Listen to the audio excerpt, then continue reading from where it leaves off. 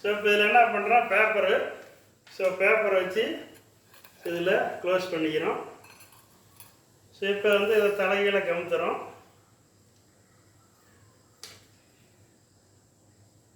So ஏற்கனவே தெரியும், இப்போ தலைகீழ கமுத்துறதுக்கப்புறம் பேப்பரில் இருந்து தண்ணி லீக் ஆகாது. இது ஏற்கனவே செஞ்சுருக்கோம். இப்போ என்ன, இந்த டம்ளர் மேலே இதை கமுத்தியாச்சு சுடு தண்ணியை. ஸோ அதுக்கப்புறம் என்ன பண்ணுறோம், இந்த பேப்பர் இதிலேருந்து வெளியில் எடுத்துடுறோம்.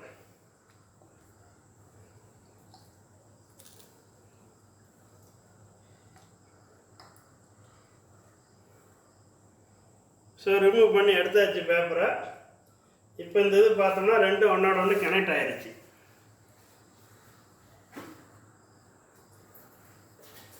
ஸோ இது ரெண்டு கனெக்ட் ஆனதுக்கப்புறம் பார்த்தோம்னா இந்த சுடு தண்ணி, ஸோ இதுக்கு வந்து டீ தூள் போட்டுரும், கலராக இருக்குது. ஸோ இது பாருங்கள் மேலேயே இருக்கும். ஸோ பொதுவாக நம்ம தண்ணியை ரெண்டும் ஒரே டெம்பரேச்சரில் இருந்தால் ரெண்டும் ஒன்றோட ஒன்று ஈஸியாக மிக்ஸ் ஆகிடும்.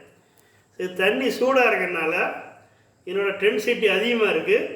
ஸோ அதனால் என்ன இருக்குது, இது மேலே இருக்க டென்சிட்டி லோவாக இருக்குது. ஸோ அதனால் இது மேலே அப்படியே இருக்குது.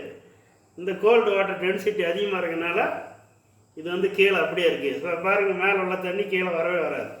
இந்த கலரு இது வரைக்கும் தான் இருக்கும். ஸோ இதுக்கு கீழே இந்த கலர் கீழே போகாது. ஸோ டென்சிட்டி இதுலேருந்து நமக்கு தெரியும், டென்சிட்டி அதிகமானது கீழே இருக்கும், டென்சிட்டி குறைவானது மேலே இருந்து ப்ரூஃப் ஆகுது.